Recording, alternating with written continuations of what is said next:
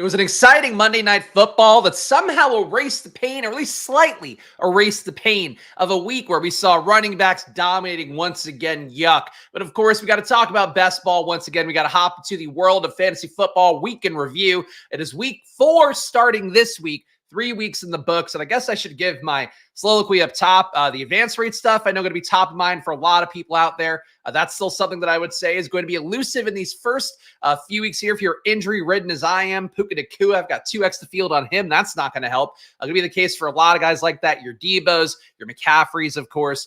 That's the issue we're all dealing with right now. Besides that, I would say this time of year feels like a time to look at the little victories, to look at the little joys here. That includes the man in the thumbnail, Jaden Daniels. For me, I'll put it out there. I think I'm the best QB prognosticator in this entire world of fantasy football, entire world of DFS. Jaden Daniels, I thought it'd be directionally accurate, him being a fantasy football QB of note, running well, passing enough, hopefully at some point. For him to win on Monday Night Football against, admittedly, a Bengals team I've been down on for pretty much the entire year, thought some bad juju swirling around on them. They're now 0-3, looking like dire times. It's going to be hard for them to make the playoffs, let alone have the AFC Championship kind of run people want from them. But I'll plant the flag. I think I'm the best at rookie QBs in this business right now. So if you want to at least know rookie QBs, you're going to get some good data here. Everything else, we'll see. But let's get into it here. Of course, we go through the top scorers, talk about the prognostication for them so far this year, or prognosis, whatever, and also prognostication for them moving forward, how it's looking for them, how I expect it to look the rest of the year. And let's start it with Saquon Barkley at number 1. Saquon, the guy that people dying the most to flock in the chat. Of course, week 1 and week 3. Week 2, they were eerily quiet when he blew a game, couldn't catch a ball at the 2-yard line, actively lost Eagles game. They're not here for that. They're here for the fantasy upside days. For Saquon, to me, look, I feel like he's kind of the quintessential early season play that we see do well, that carries teams early on, that drives advance rates early on. As the year goes on, things get worse. I would say for Saquon, the worst part might come these next few weeks, where if you don't have Devontae Smith next week, you don't have A.J. Brown as well for maybe a week, 2 more weeks. We'll see how long that goes. That's where things start to compress for Saquon a little bit more. That's where things look a little bit less good. But Saquon being the beneficiary of a Kellen Moore offense, I don't think it's a big surprise. The bet was really just that the other receivers in that range would do better. Right now, that's not the case. It's not even close to it. So I still think you'll see more around this 15.5 point range. Maybe that's enough for most people. For a second round RB, though, you need a lot more of these, and he's giving them to you right now. Will he give them to you in week 8, week 9? We'll find out. Shout out to the chat. What's good? T-Law sucks. I miss Josh. Yeah, T-Law is really not coming along here, but there we go. Another one that I will say that I've been early on. My Daniels Flowers Reserve. Thank you, Nez. Nez is a fought up stream on my behalf. I've seen in some of the Deposit Kingdom channels about Jaden Daniels. Glad to see him paying off for some people out there who tailed me on this one. The Jaden McLaurin smash is exactly what the doctor ordered. Yeah, McLaurin's going to have to carry me through some stuff. Even got Christian Kirk's signs of life yesterday, so I don't think the zero RB builds that we did all year are necessarily dead. But Keenan Allen, I think, for me, has to come up a little bit more. Not having him scoring any points has been a bit of an albatross, but we'll see that more when we get to the portfolio. Alvin Kamara at number 2. Again, another back that I would say feels like another one of those early season plays. We see this happen every year. Vet RBs have some big days early on. People think, well, the year of the RB is back. And maybe you can make the case the year of the RB is back more than ever now, with the fact that the 2 high safeties driving the ball underneath a lot more. The way to sort of keep that honest, to keep those teams from overloading that, doing 2 high safeties over and over again and really inhibiting your pass game, is to run the ball underneath. And we're seeing a lot of teams have success with that. A lot of zone runs doing well even yesterday. Again, the Commanders, Cliff Kingsbury, thought Austin Eckler looked great in that game, whereas the kind of up the middle runs for Brian Robinson did nothing. But you see a lot of teams out there using that to open things up downfield. That's sort of the push-pull of it all. I expect teams to keep running the ball a little bit more and try to keep the 2 high safety stuff honest. Maybe as we get the year to go on a little bit longer, that happens a little bit less frequently, that teams are running it up the middle to try to keep that honest. So that'd be the hope here for the early RB plays. Kamara, though, despite the chalk bust this week, big fan of that New Orleans offense, big fan of his crush of usage overall in the red zone and across pretty much everywhere in the field. So to me, Kamara, I mean, if I had to choose, I'd rather have Kamara at his ADP than Saquon at his, but the Saquon lovers will never let you say that. Crazy how few points separate being in the money and not in 2-game slates. That is true. Not playing Josh Allen was tough for me. Playing ATN was the toughest part. I faded Zach Moss in yesterday's slate. Just didn't feel like I actually watched all the games back. All the key players from yesterday was like, I want to look at all the touches, all that. That got me on Shakir over Keon Coleman, which was a positive. but it got me low on Zach Moss because Zach Moss has just done nothing on the Bengals. Every run of his is like 3 yards in a cloud of dust. Yesterday, he gets there, though. So really, I will say the one biggest lesson for me, especially if you're using my data sheet here that I give to the members here that pay $4.99 down below, hit the enjoy button. If you're looking at that, look at just red zone touches, like for pretty much every slate, just who's getting over 2.5 red zone touches. If they are, great. They're probably a running back worth playing as long as the game script's going to work out for him. I think that's really the main thing for me that it was really obvious in hindsight what the move was yesterday. The guy who won, I think it was a split, maybe a 3-way split of the 500K up top on DraftKings last night. The guy who won just didn't play any Jags. Like that was, I don't know. People in the chat going, you got to load up on Jags. And I was like, no.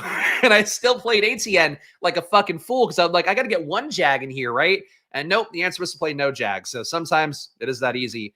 And unfortunately, that was not the take that I had yesterday. Felt good about that slate, though, but that's what's going to happen. Josh Allen at number 3, Jaden Daniels at number 4. I think Josh Allen looks great. Do you think you see the push-pull of Josh Allen where in a game like that, they open it up in the pass game more? You see outlier games from Khalil Shakir. I would say a median projection game from Kincaid, a median projection game from Keon Coleman. I think that's where you start to see Josh Allen look a little bit better. When you see James Cook having outlier games, though, James Cook basically capped himself at 17 points in that game. Didn't get the ball a lot more after that. So the game was out of control too at a certain point. But Josh Allen, I think it's going to be kind of a ping pong thing for him where he's going to look great when they're opening it up, when they're going against a team they feel like they can really put up points against, and against a team where they just have to run the ball over and over again. Josh Allen's not running it enough right now. He's not running in touchdowns. He's not running it more than 5 times a game. These are the concern points for Allen right now, but he's looking good so far, so we'll see how it goes. Congrats on the wealth. The wealth is not materializing yet, but we'll see how it materializes over the next 15 weeks, hopefully. Well, Jaden at number 4. So I guess this is where we're really digging on Jaden. He's exactly everything I thought he would be. I think would be the first thing to say here. And obviously, like I appreciate you guys giving me the flowers on it. I know other people were in on Jaden too, but this is now 2 straight years where I've been feeling on an island at QB and having people, sort of come at my guys. Last year AR, this year Jaden, and Jaden to me looked like a picture perfect prospect. I still think for him, the real victory for him is going to be if this is a reoccurring thing where now he can press the ball downfield. Now he's not being handcuffed to just screen pass after screen pass, horizontal run after horizontal run. That's your hope for Jaden. The one thing I'll say for him, though, is in college at LSU last year, he had legitimately a 60 fantasy point day at one point because he ran for 200 yards in a game. I want to see the governor taken off them in terms of being able to run, because I think right now they're keeping him a little bit safe there. Granted, teams are also playing him running a little bit more, but if you stretch the field out more, again, the opposite of the too high safety thing, or if you're stretching the field out, they know McLaurin's a threat to catch a 50-yard bomb at any point. That's where things open up underneath for Jaden. So to me, the part that I'm most proud about with Jaden right now in terms of like getting it right early, was also recognize that the Commanders D was going to be dog shit. First game since 1940 yesterday, that Bengals Commanders game. No punts, no turnovers. 2 straight games for Jaden Daniels. Every drive's a scoring drive. And that's what happens when you're a plus EPA receiver. Our guy D. Owens before the stream I saw was in the Splash Play VIP Discord asking about EPA stats and if NFL teams will use them more now that you're seeing results again. Last year, I had Stroud AR as my top 2 QBs. This year, I had Jaden as my number 1 by a pretty wide margin.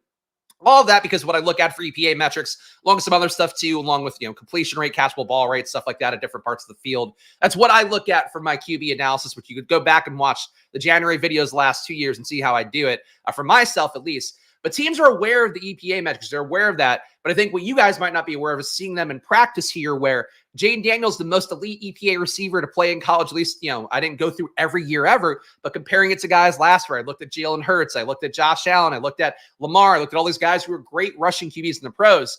Jaden was better than all of them in every facet of football, like running the ball, getting the ball downfield, under 10 air yards, 10 to 20 air yards, 20 plus air yards, doing everything. The one flaw is the pressure where he wasn't a little bit weak there. But besides that for Jaden, I think you're just seeing here when a guy continues to create points through EPA, continues to create value with every play, that accumulates, and then teams score a lot. Jaden yesterday had 27 expected points added throughout how he played throughout the game. So that's where you're seeing the value. It's like, it's not necessarily going to materialize immediately in fantasy, but it's in how the guy makes the team better and how the guy makes the team overperform in all these situations. And I think that's what Jaden's doing, but let's see more from him. Let's see him open it up more because, yeah, his accuracy is ridiculous. That's what stood out. When you run as often as he do and you're as accurate as he does, or as he is, rather, it's just one of those things to me that he should continue to have more success. So Cliff owes him so much.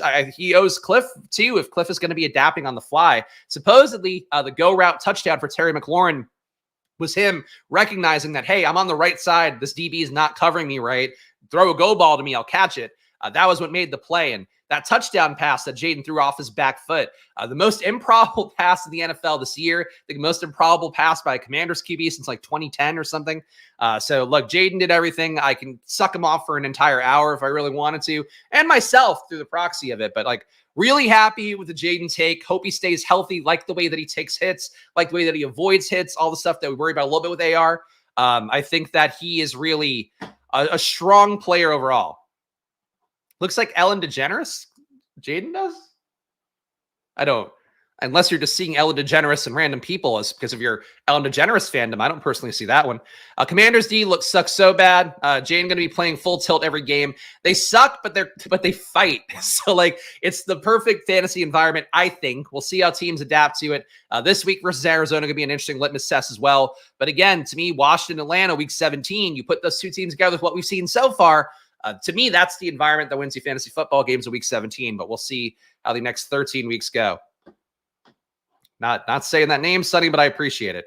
Referring to Burrow. I don't see. He's too beautiful. He's much prettier than Ellen DeGeneres, I think. I think we all know who we'd rather fuck. It's Joe Burrow. Lamar Jackson.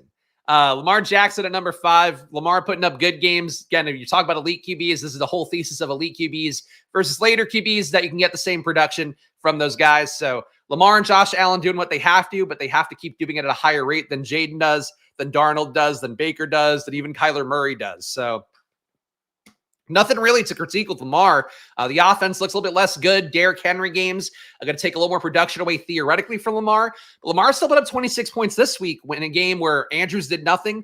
Felt like they weren't passing at a high enough rate. Derrick Henry as well crushed in that game. So I would say a good sign for Lamar this week, and the fact that so far, 17-point floor, 25-26. It's a pretty good range there. If that's going to be, around his floor range, he might have a better floor than Josh Allen. That'd be something I would say for Lamar.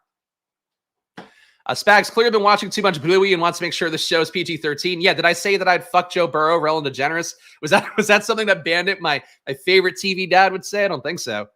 Maybe Commanders are more competitive that we're giving them credit. I mean, it's going to be tougher than the win the NFC East. The Eagles would have to implode more, and I don't think they're going to. That said, if the Eagles got hurt more, they can win the NFC East, I think. But more likely to me, I think they're a competitive 9-8 team that's hanging in till the end, which is what we want for a guy like Jaden to be playing through, hopefully playing for a playoff spot until the end of the season. Darnold at number 6, probably the biggest surprise on this list. Steady performance as well. 15.6 is the low floor game, 20.9, 23.2. And that 15.6 came to game as well, where the Vikings had it well in hand against New York in week 1. So for Darnold, I think really encouraging results so far. The hook not coming for him, did bang his knee up, but it's apparently fine to go with that. It was just a bone bruise for his knee. So Darnold paying off the ADP. I think my best team right now is a Stroud-Darnold team. Darnold's doing what Derek Carr is doing before. He's doing a lot of stuff that elite QBs I think are capable of. People slept on. Baker craters this week, 9.5 points for him. Tampa Bay's offense, kind of surprised to see him get that stifled by Denver, would be the big takeaway for me. Thought that was a game where Denver, I expected them to look a little bit better. Didn't expect them to win so handily rather. I would say for Tampa Bay, to me, the issue, and again, I'm biased, Bucky Irving, one of my big stands at RB, I think they're really impeded by having Rachaad White out there. I think he has no threat of a run. Teams know they don't have to stuff the box against him because he's only going to get you 2 yards per carry anyway. So I would hope that some of the creativity they had in those Bucky Irving carries where if you saw the Bucky Irving big plays that happened for Tampa Bay, they were plays where he was playing alongside Rachaad White. He got one carry out of the wing, one carry getting motion into the backfield alongside White. So for Bucky Irving, the way that he got his biggest explosive plays were not traditional RB runs. So that kind of worries me about the Bucky usage overall. But it maybe tells Tampa Bay what they have to do. They have to get creative in the run game, kind of Jahmyr Gibbs style runs for Detroit. And really, that's what they should be doing. Liam Cohen should just be watching Detroit film, seeing what Ben Johnson does with Gibbs and going all right, fuck it. That's what we're going to do with Bucky. That's the way that they can make this better. But like for the first time, I worried a little bit about Tampa Bay's floor this year. I really thought they were runaway good, thought I was wrong about the transition to Liam Cohen from Dave Canales. And I think this week was more the opposite, where it was like, oh yeah, Dave Canales is still a genius. Andy Dalton, I guess, showing that for him. But more so that the offense to me stalling out against Denver, which is still not a good defense. I would say some cause for concern, but I kind of think it comes down to the run game. Can't believe I was taking AR over Jaden in redraft. I mean, you should have. The ADPs were, that certainly would be logical. Passing on AR at his price tag, that was something I did, and I still love AR, but just he's not as good of a passer. That's all it is. Josh Allen, the fourth, looking super underpriced so far. I guess. Not when you have a 10-point game on your register. Like, I think having the 30-point games is good, but if that's your elite QB and you stack them with somebody late, so maybe somebody's not even playing late, I don't know that he's going to do enough for you. I still, look, I'm team really not the biggest fan of elite QB. So for me, fundamentally, it all comes down to what you can do in week 17, being able to beat that QB when the money's on the line. And I think you could do that with late QBs. For Allen, though, you need a lot more 30s and a lot less 9.8s is what I would say. Won't be long before it's a 65-35 split in Bucky's favor. Rashad White's never shown the ability to workhorse. Good enough in the pass game, though. I think Bucky would be better in the pass game, a little bit less good in pass protection, though Bucky's acquitted himself well when they have asked him to pass protect. But really, I think overall, it's just the lack of explosive plays at RB is pretty tough for them. Because now you're starting to see defenses. I think in that game, you saw it. They basically took away Mike Evans. So people are worried about Surtain. Mike Evans is a guy that occasionally does get shut down by shadow corners. The famous Marshawn Lattimore matchups, I think, being the best example of that, where Evans has won probably 2 out of 10 of those matchups over the course of time. So he got shut down outside. But besides that, I thought they impeded Godwin pretty well. McMillan's been a non-factor. So you need something else to come up there, and it's not going to be Cade Otton.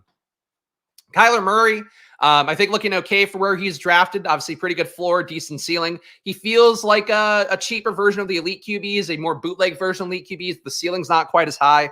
The floor is maybe a little bit lower, which is about what you're getting for that price tag. So I think Kyler is okay in the spot. Late QB is looking better right now, but I think Kyler over the course of the year probably gets you to 30 points a few times.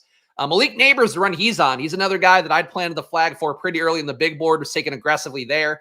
Didn't quite get as much as I wanted to in BBM because he just kind of went in weird spots. People would take him ahead of ADP often enough. I couldn't get there. But Neighbors, I think, is paying off better than I thought was possible. The one thing that I thought was noteworthy of the Giants offense, they were a lot better against Cleveland than they had any right to be. And some of that might be Myles Garrett getting banged up. Really expected to see Daniel Jones under pressure nonstop in that game and failing. Instead, what he's doing is, like, when plays break down, he's just throwing it up for Neighbors and seeing how it goes. And you add that with the design targets that are going his way. I'll be curious to see the amount of first read targets he gets from fantasy points data this week when I dig into that stuff a little bit more. But for Neighbors, to me, in the spot, 2 straight 23-point games, incredible usage, getting targeted a bunch. He had all the signs in college. He's looking good. Both he and Harrison were 2 guys I said I felt really good about taking pretty much as high as they were going to go. I think that feels good so far. So Neighbors, to me, I would say looks more singularly talented so far than Harrison, but Harrison playing just as well. I think both guys quietly feeling like 2 of the better receiver picks amidst the first 2 rounds so far. Kyren Williams, that was a weird game. Worked out really well for Kyren. As we talked about, the Rams can sometimes find ways to be creative to get wins and all of that. But I think that for Kyren, to me, at number 10, hard to see it happening still with Kupp out, with Puka out. I don't think this team can hold up. After putting that on tape last week, they really have to get more production from receiver, and it just did not happen in that game. Nobody was open in that game. The guy was most open was Tutu Atwell, and that's never a good sign. So for the Rams, I don't think Kyron's going to kill you this year, but I don't think he'll give you the highs of 30.6 very often. Should we hit the panic button on Richardson? It's not great. I wouldn't. The issue for him is he just doesn't force himself to run enough. Maybe because of the injury concern, maybe because the team, much like Commanders with Jaden, they don't want him to run so much that he's going to risk injury unnecessarily. I think that's the big concern for him. If he doesn't hit the deep shots, he's also had some tough matchups. I think this week he plays the Steelers too. So I would still probably buy on him. I would buy the dip and hope that he gets better. It still has the big upside. He's going to have the rushing upside. He's going to have the occasional, Alec Pierce big plays, but it's just not a functional offense right now. I would like to actually watch a little more closely because I've not been keeping as much of an eagle eye on the Colts this year because they just haven't been very fun to watch besides the big plays. But I need to watch a little bit more because I'm not sure what's going wrong with them, but I believe in Shane Steichen a lot. So I think it's something that could get figured out as the year goes on. 8 out is low, but it does feel like Wandale positive regression coming, given a surprisingly high volume. Yeah, I mean, Wandale kind of exists like he's the he's the check and balance to keep feeding Neighbors. Like by having Wandale out there, targeting him a decent amount. So it allows them to just know that the ball's not going to Neighbors. I think the Giants' apex as an offense is if they start running Hyatt out there over Slayton. Hyatt's not looked good so far. There are apparently reports that Hyatt had quietly asked for a trade in late August when he saw that he was playing behind Slayton. Slayton's banged up again, had a concussion last week, I think has a hand issue this week. But the way that they really uncap Neighbors and also help these guys out too would be Wandale working underneath, Neighbors works intermediate to wherever the fuck he's going to go, and Hyatt trying to take the top off the defense every time. That's where I think the Giants get more fun. I think they're going to figure it out at some point where Hyatt's going to earn the role a little bit more. But I would say Wandale's not dead. I just don't expect him to reliably have the ceiling he had last year for sure.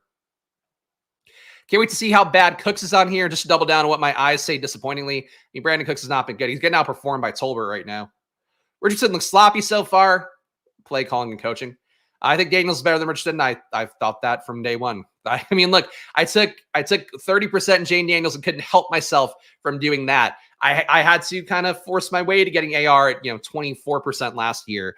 So I made the stand. I made the claim throughout the year. Still love AR. Still think he's a tremendous talent, but the accuracy that Jaden has is just not something that's in the bag at all for a guy like AR. And I don't think it ever will be because usually accuracy doesn't improve that much.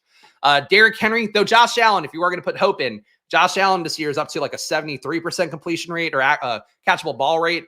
Might even be higher after last game. Might be like 75%. So Allen is one guy that struggled with accuracy early in his career. He's gotten there through offensive scheme, kind of helping him get there along with his own progression, obviously.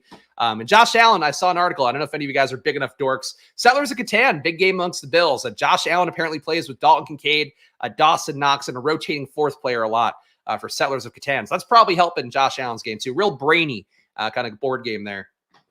Derrick Henry, James Cook, Dak Prescott, Jalen Hurts, Juwan Jennings outside. Juwan Jennings, 140-point game, knocks him into top 15.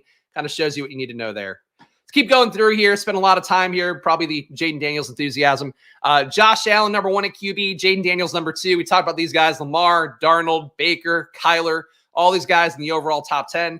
Dak Prescott at number 7. Quietly a very good game this past week against Baltimore, mostly because the game script afforded him a lot of opportunities to pass. Puts up 30 points here. Probably didn't help out a lot with the CeeDee Lamb stacks, though. So Dak's looking okay.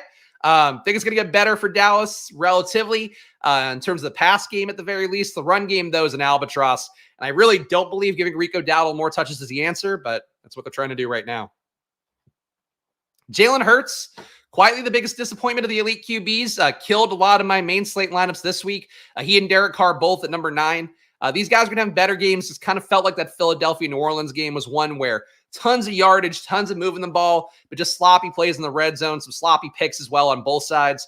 Definitely on Carr's side. For both guys here, and Jalen Hurts, missing all the weapons at this point. If he has to go out there with Jahan Dotson as wide receiver 1 next week, or I guess Dallas Goedert, and then Jahan Dotson is the actual number 1 receiver, while Goddard's the true number 1 receiver there, it's not going to be good for him. So for Hurts, could be a bad run here just because it's not enough skill position guys actually help him out, and Saquon's actively taking value away. Brock Purdy, game was a lot more competitive than he want to be. That leads him to his apex. You probably will see more of that for the Niners this year. Pretty big injury up front for them on defense as well this week with Hargraves going out. So for Purdy, good game. Don't know that he reliably lands in the top 10, but he's close. Burrow improving here. Think Burrow's going to figure it out. Having Higgins out there seemed like a big help, not only for Chase, but also Yoshevich taking some pressure away. So for Burrow, I think there'll be better days, but I don't think the Bengals are a good team by any stretch. Maybe more shootouts now because that defense is not good. Geno, you can see the bottom falling off here. And this is one that I feel pretty good about right now. Mahomes, not scoring over 20 yet. Last year, he didn't score over 20, I think, more than once down the home stretch of the season. Mahomes is just not an aggressive downfield thrower. And as I've said, pretty much over and over again during the summer. So you want to talk about the flip side of my QB analysis.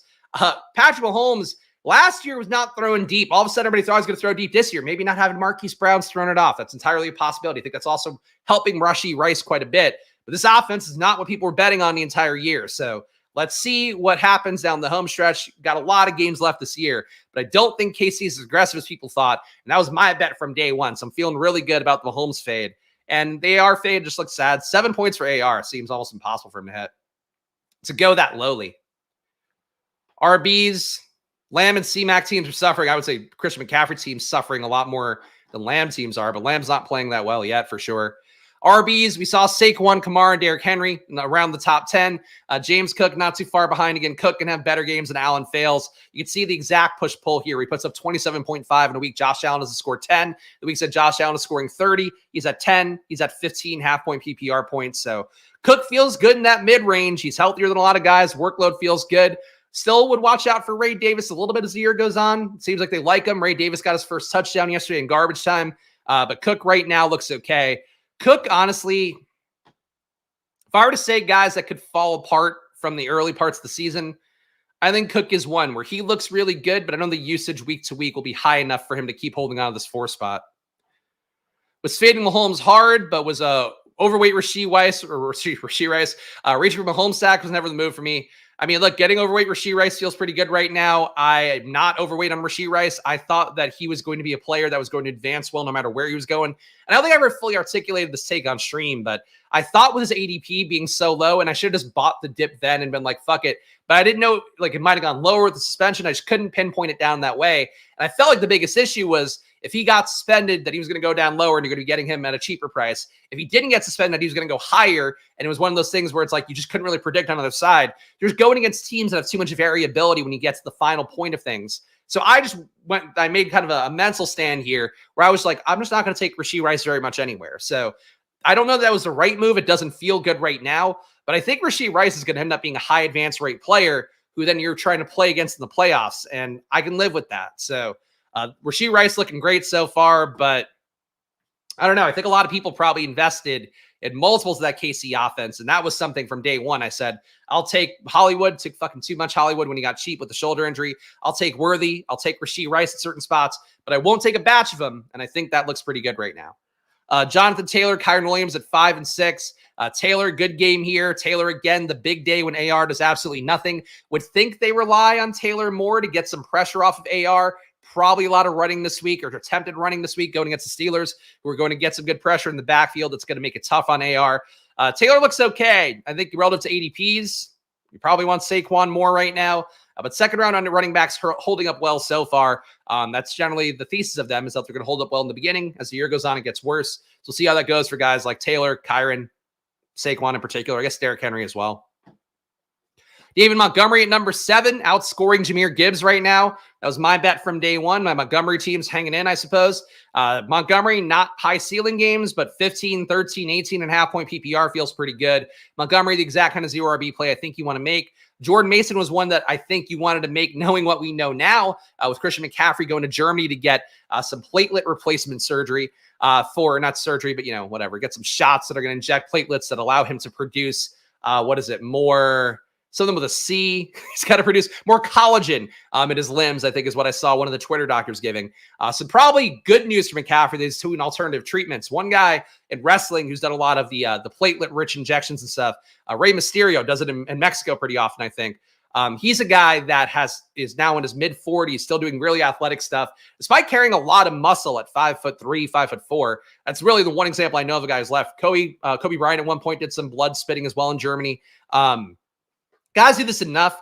For McCaffrey, though, I would say people read that initially on Twitter as some cause for concern. Reality, the guy just going above and beyond to get the best treatment possible is a good thing. The bad news for Jordan Mason people, so good news, bad news. Good news, you're probably getting Jordan Mason for half the season. You're getting him until like week 8, week 9. The bad news would be McCaffrey coming in week 10 after the Niners bye probably is the most likely outcome here. Maybe rejuvenated from all this health treatment. And Mason, no matter what, gets squeezed to pretty much nothing when McCaffrey's back in there, you would think, or, a 20% roll, something like that. So Mason right now looking good. If the Niners offense does what it does last week, Mason's going to look less good. But I think really Juwan Jennings finding his depth is going to make Mason more of a 15-point a game to 25-point a game kind of play. And he's going to look good for the next, the first half of the season. So Spags Drafters, congrats to you. He wasn't part of my portfolio. Charbonnet, the other guy was a low on because I just thought he was pure contingent value, and he was. That said, Kenneth Walker's banged up, oblique injury, which kind of dovetails with the previous hernia stuff he's had in the past.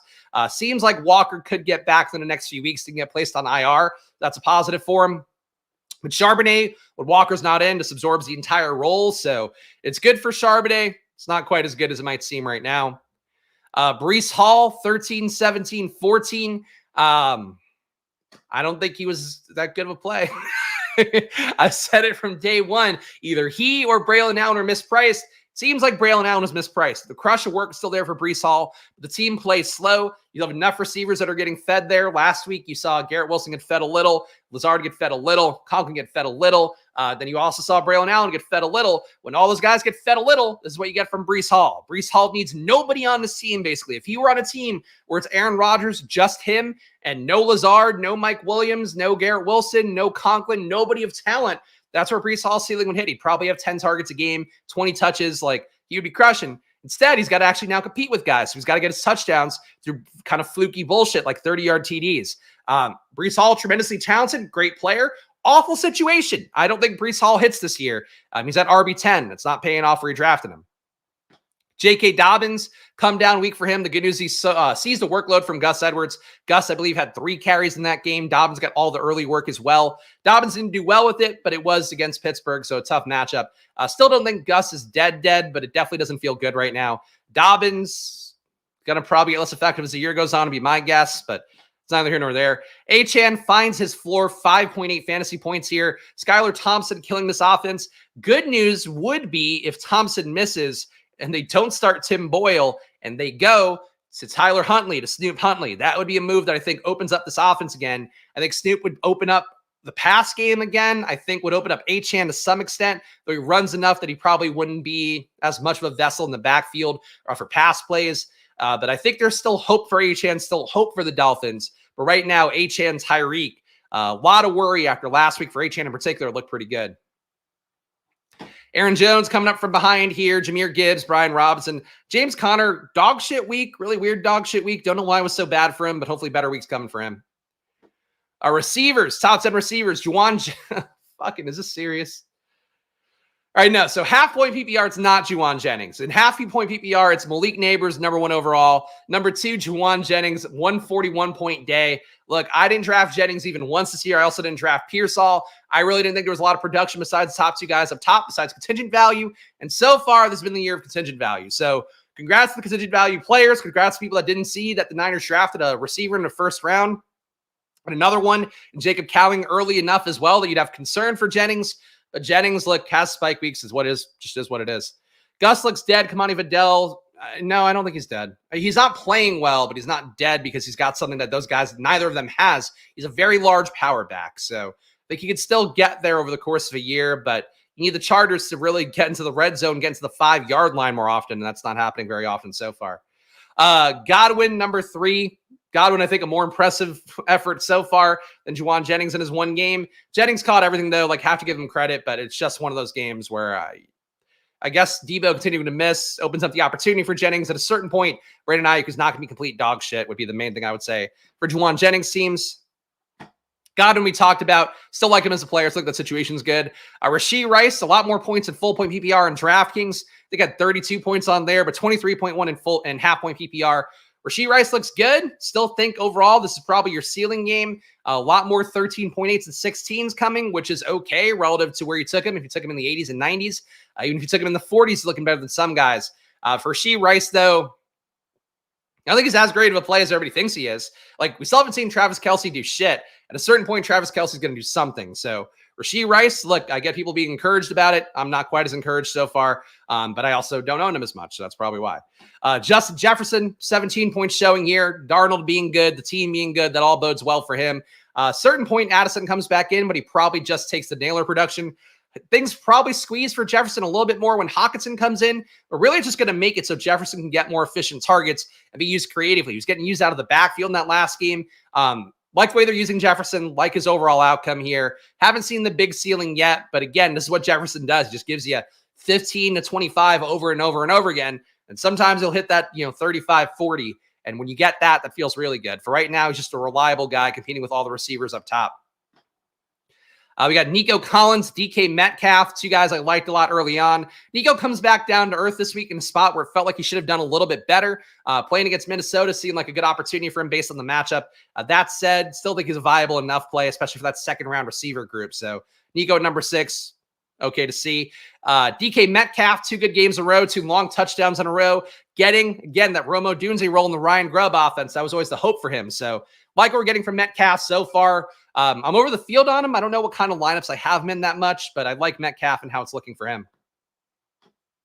Jaden Reed at number 8, the one big game still carrying him here. It's gone to shit for him, even with Malik Willis playing much better than expected. No surprises there. The offense just is kind of a slog with Jaden Reed. He's going to keep coming down, I would guess, until Jordan Love comes back in, and even then, he's not going to put up 31 points very often.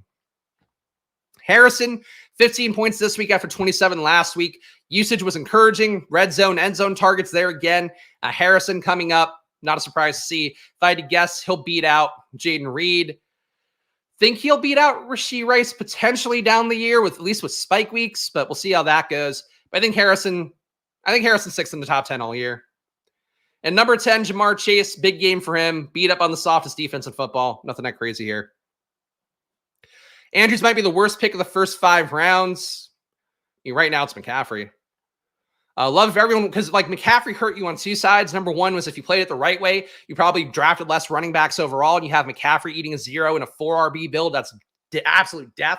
Number 2 is you passed up everybody else in 101. So McCaffrey's got to be the worst pick. Love it if everyone went on Twitter and commented great team, everyone who bragged about their Mark Andrews Lamar teams. It's another one that I called out very early in the stream cycle when watching streamers do it over and over and over again and going, this is too good of a build. I've said it before. I've said it. I'll say it again next year. I think the biggest issue with content people, and I look, a lot of great content people out there that are doing great work. For best ball, though, the more you're in this space, the more you're doing fantasy year after year, people just get a little bit locked into their priors because you keep seeing guys like Mark Andrews hit over and over again, and they don't think it's ever going to change. And in reality, everything in football changes every year. The degree to which it changes, though, is going to be the thing that matters. So do things change wildly? Do things change a little bit? We saw a bad signal throughout the entire preseason for Andrews overall, where more 12 personnel, more receivers brought in, Derrick Henry brought in. It's kind of what we were talking about before with Breece Hall. All of a sudden, it's like if you're eating the same dinner every night. It's like, yeah, I'm really happy with the same dinner. This is working fine. You don't have enough budget to buy anything else. All of a sudden, you can go to a buffet, and it's like, wow, I can eat whatever I want. That's how a lot of these team situations go, where you have only one guy that works one season, and then all of a sudden, oh shit, Zay Flowers is good. Oh shit, Derrick Henry's a real RB. Oh shit, Lamar we can use even more, and he's got more control. That's where the push-pull is. I still think Andrews probably gets his spike weeks, but it's not going to happen when he run less than 5 routes this week. So sort of how that goes, I think. No one can beat out GOAT wide receiver 1, Juwan Jennings, I'm sure. In fact, the Commanders haven't punted in 2 games shows how good Jaden really is. Shout out our other guy, Jaden. But yes, that was the thesis of what we talked about up top.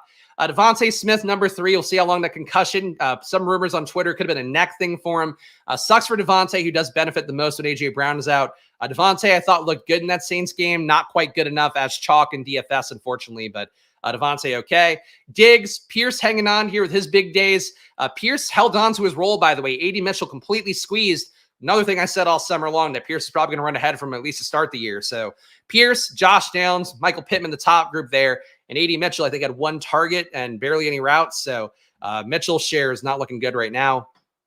Lazar looking good, and Amon-Ra, I think the 2.8 game throwing things off. But you're getting 17 in a row for him. The role is a lot better. Jameson Williams comes down, so probably the same thing here. When J-Mo does well, when Laporta does well, Amon-Ra comes down a little bit. But that's basically what we would expect anyway. And a somewhat surprising number 16 here for Quentin Johnson. I have to give him the shout out there. Playing well in an offense where nobody's playing well.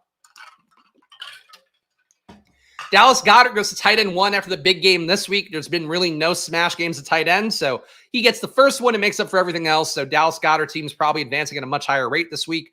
Brock Bowers, number 2. Still like Brock's usage overall. Vegas going the wrong way a little bit. Antonio Pierce kind of losing his mind in the way that interim coaches who get over-promoted seem to do with a little more frequency. So for Antonio Pierce, calling out business decisions and stuff, his business decision should be to keep feeding Brock Bowers. If they somehow penalize Devontae Adams, who the rumors were that he might be the guy they're talking about, the business decision stuff, that probably would help out Brock Bowers a little bit more. O'Connell starting, I don't think would help out Brock, but he'll probably be fine no matter who's at QB. Cole Kmet, second biggest spike week of the week. Otherwise, pretty bad. Still think Cole Kmet does well in situations where Chicago's offense spikes. So it spiked. Cole Kmet, 20.7 points. You see that. Shadow Guy Christian here. Good morning. It makes me realize I haven't plugged it all, guys. If you appreciate this stream where, we're just recapping everything, talk about what we've seen so far, talk about what's coming up, and of course, reviewing my portfolio at the end. Please subscribe down below. Please hit the like button, leave a comment. Your engagements go a long way for me because I'm just a solo proprietor here showing my gambling, giving you my takes that I come about earnestly with the most research possible I can do. And I think frankly, if you show up here every day, hopefully you agree. I think I outwork everybody else out here. So I'll do it every day as best I can, and that's my promise here. And of course, use these promo codes, Stochastic, 15% off, Solver, link in the description, Underdog, $1,000 in bonus cash. Check out all of those if you want to support the show more directly. Cole Kmet, we talked about. Likely, one big game for him, still carrying him. Usage is bad. Likely teams for me, I have a lot of fucking really bad tight end rooms right now. Really would like Likely to do better, but it's been odd. Andrew's been terrible. Likely's been equally as bad. Nobody winning in that backfield. Trey McBride, number 5 here. McBride's a concussion protocol, a little bit of a cause for concern for him. I would like to see him spike again. We'll see if it happens, but McBride right now, I don't know. He'll be fine, I think, but he's not paying off the price tag. And if he gets a concussion and misses 1 week, let alone 2, we're going to feel a lot less good. And him missing this week against the Commanders would also be catastrophic for the upside in your portfolio. So that's something to worry about. George Kittle, number 6, didn't play this week, still holds on to number 6. Gesicki came down in usage. Gesicki was a guy forced into a lot of lineups last night. Thought the usage for him looked really good last week. They were forcing the ball, but Higgins being in the mix, and they used a lot more Eric All in that game. So shout out to whoever asked in chat about All. All ran ahead in snaps at Gesicki the week before, and it seemed like they were deliberately keeping him in more. Granted, he can block. If you bring Gesicki in, it's pretty much a dead giveaway. You're going to pass on the play. So that's probably the biggest issue for Gesicki. But relative to a late tight end, him at tight end 7 right now, probably propping up some teams early on. So you can't be too mad at Gesicki with where he's doing right now. Pitts at number 8, Hunter Henry at number 9, Zach Ertz at number 10. Everybody kind of fell apart here. Zach Ertz is giving you consistent 6 points is enough for number 10 right now, which kind of shows what the position is. Don Kincaid, not too far behind. He's okay, I guess, if he scores a touchdown. Brenton Strange, I think he's got pretty good usage, but Ingram's coming back at some point.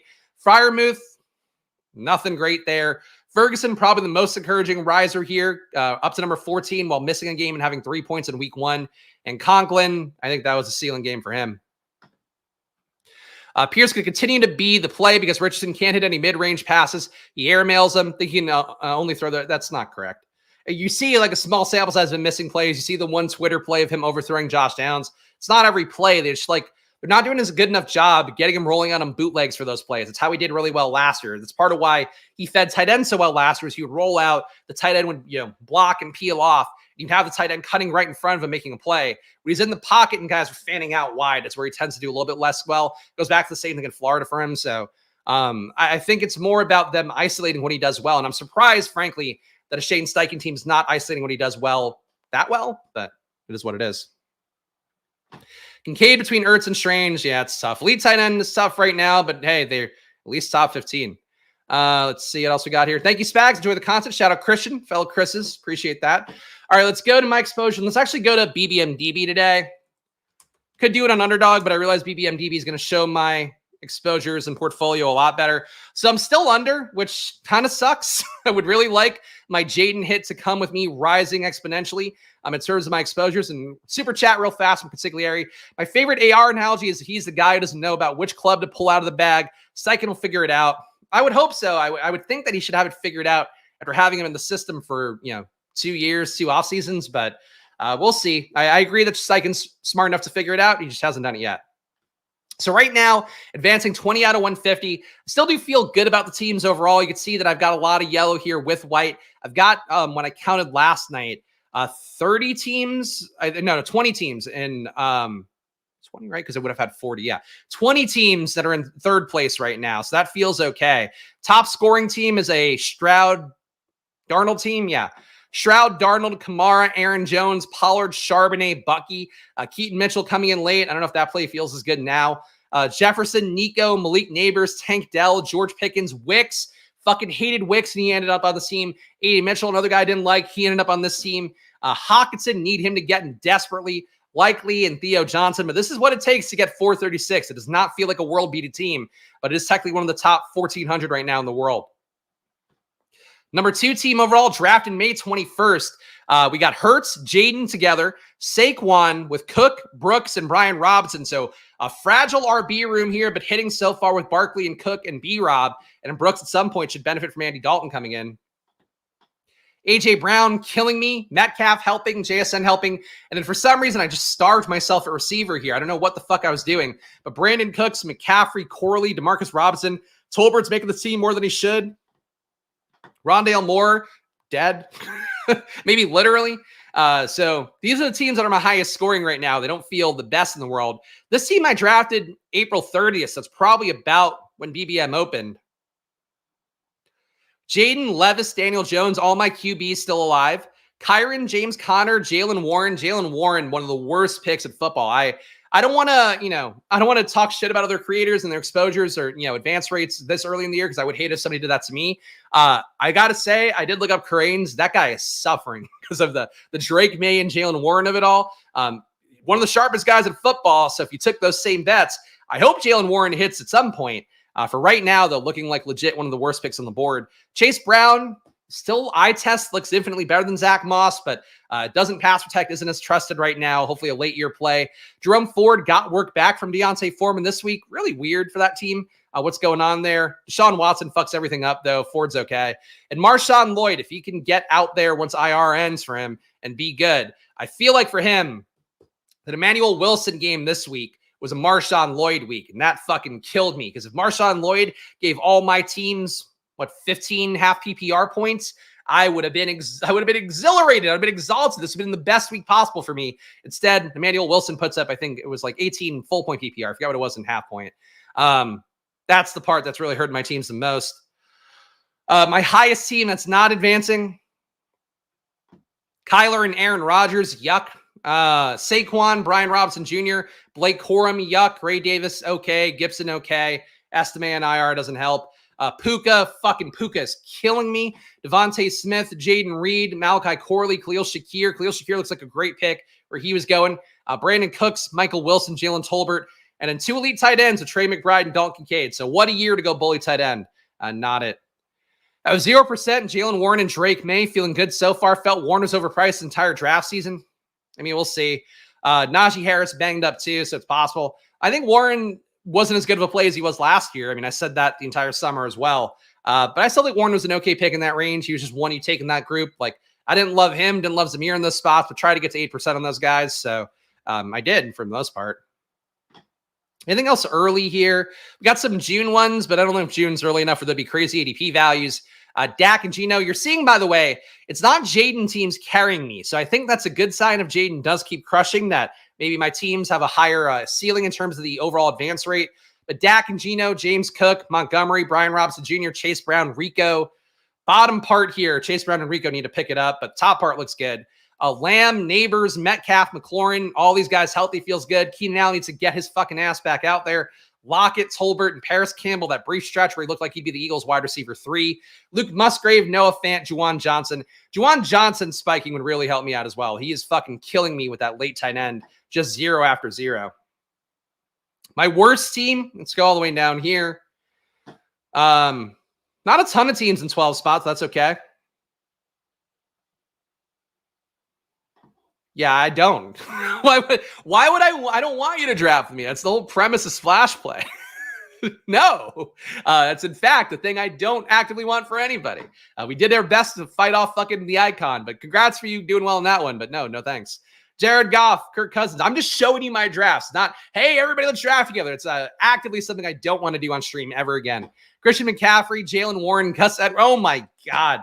So this team getting obliterated by McCaffrey. Again, went a little thinner at RB because we had McCaffrey. If you take McCaffrey at the 101, the bet is that he crushes. So that's killing this team. Olave, Ayuk, McLaurin, Pickens, Hollywood Brown, also killing me.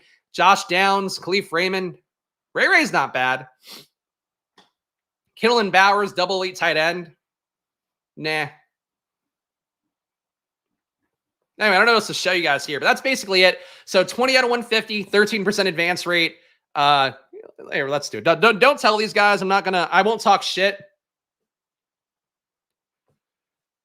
Daily Rojo, 7%. Our pal Pete, 10%. I'm just putting in everybody who streams. I'm just doing it. 9% for Liam. I think Davis is getting slaughtered. No respect to Davis. 7% for Davis. So we're doing okay. We're doing okay amongst our peer group. We're not doing okay against what it means to actually advance, which is 17%. A good one right now would be like 25%. So it could be better, but right now we're doing okay. I'll put what is he? Is he fantasy flock or is he flock fantasy? He's got to probably be advancing a shitload. 20 of fucking course. When dumb shit happens, Fantasy Flock will be there. He's crushing me, though. He's crushing me in advance rate in week 3. What's his best team? Drafted June 30th. All his best teams are really early, which interesting to see. Josh Allen, Kirk, Breece Hall, Kamara, Brooks. Yeah, fucking RB Piggery. RB Piggery going to do well early on.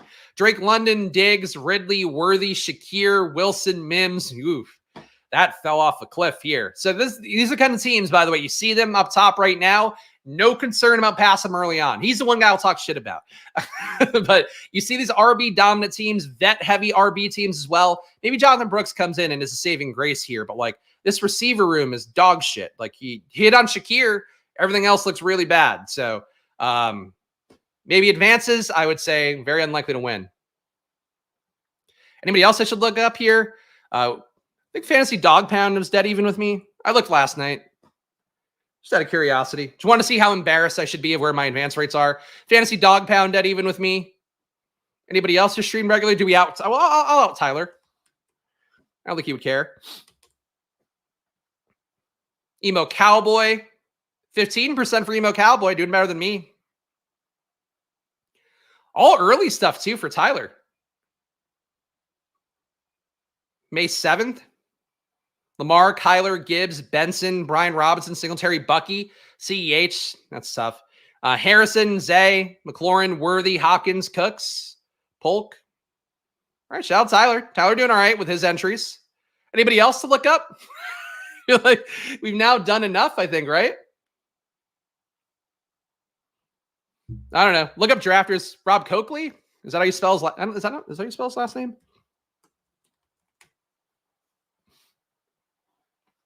Not the username. Gave me a wrong one. Is he Eric Bimefor? I don't know. If you got to tell me the guys' usernames. If you don't know their Underdog usernames, I can't do it. Let's go to drafters, though. We've shamed everybody. Oh, player Q. I think Neil was a little bit ahead of me, if I recall from last night. Your pal Neil Orfield. Neil doing 21 to 150, so he's got one more advancing than me right now. E-Mime4. You can look that one up on your own. Not doing it for you. No attention here. That guy can fucking die. Bime4, 32 out of 150. Doing well for himself. Very RB dominant, looks like. Honestly, here's a 0 RB team, or, some would call this hero. I think it's 0 still. He's doing okay. Yeah, Bime4 doing the best out of all the streamers. All right. And then King Coakley here, the other Spike Week duo, or other half of that quality duo there. 16% for him. So he's doing okay. He's doing okay. Doing better than me. I don't know who that is.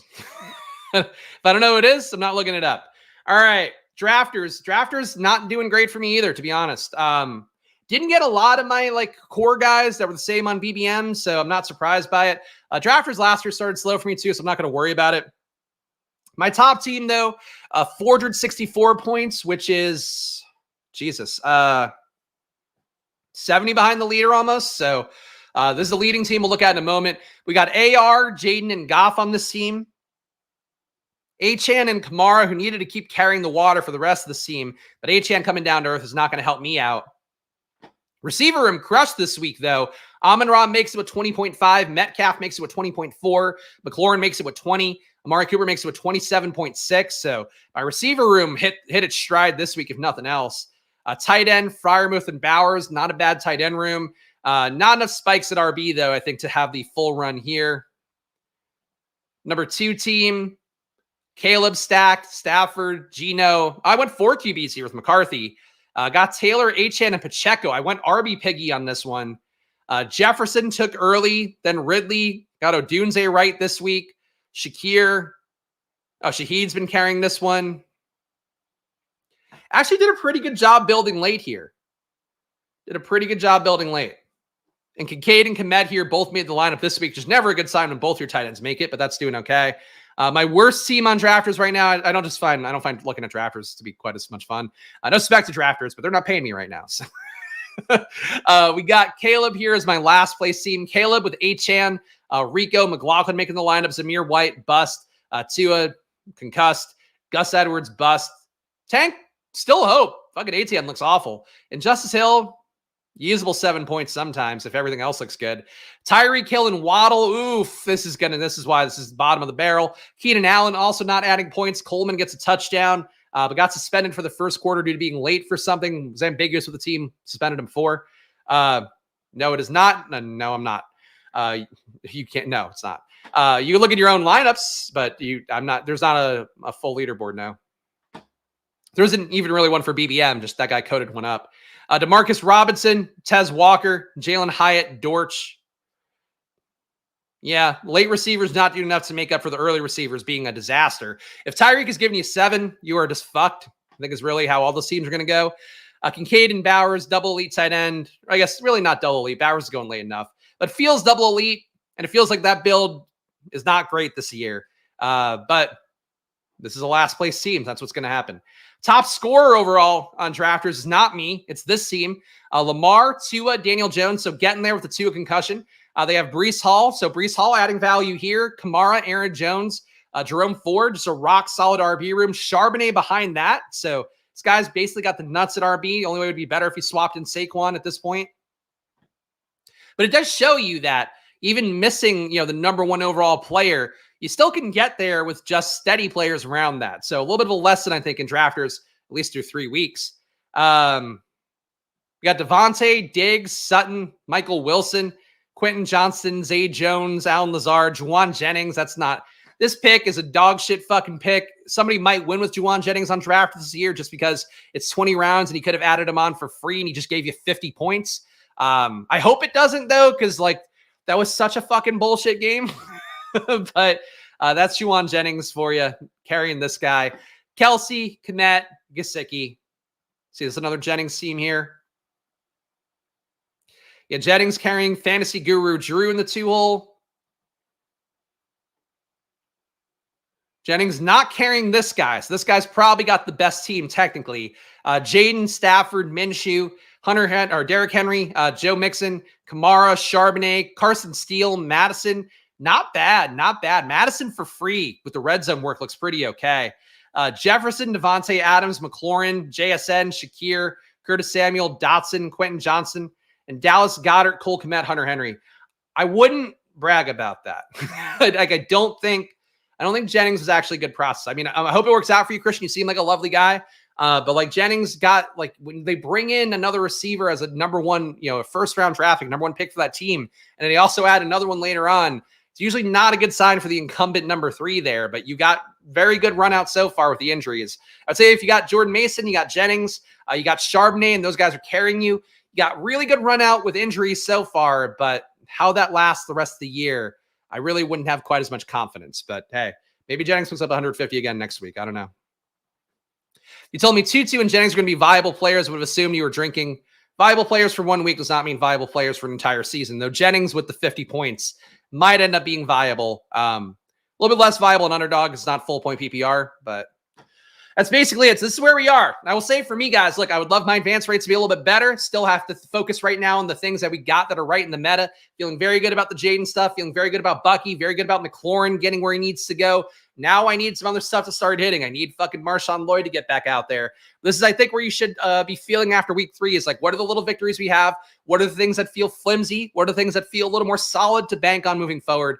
And hopefully the man, the thumbnail, Jaden Daniels, will continue to be one moving forward. But this time last year, I felt really good about AR too, though he had gotten hurt in game enough times that maybe some cause for concern. So I will say, much as I want a victory lap, and I will declare myself the best QB prognosticator in fantasy. Like, I think that's now been proven enough times over. Those things we're not backing down on, even if if Jaden Daniels tears his leg off entirely. But I will say for you guys out there, like, it's still very early. You could feel really right. It could still go completely wrong. So keep that in mind here. But please subscribe down below, hit the like button, leave a comment. Your engagements go a long way for me. Again, it's just me doing my gambling here on stream every day, talking about process, talking about the stuff that I see the game and the way I see the game. And hopefully it adds value to you guys. Seems like we've had a good run out to start the year. So appreciate all you being on board for that. But if you are new around here, subscribe, get new videos every day besides Wednesdays. And of course, Sundays at 9 a.m. as well, our final takes video. Underdog, $1,000 in bonus cash. Use that promo code. Great way to support the show. If you're not an Underdog for some reason, just following for in-season content. Stochastic, you want to get better at DFS, link in the description, get 15% off. It's the only deal they have going right now. So get 15% off with the promo code SPLASH at Stochastic. And that's one of the best ways to support the show.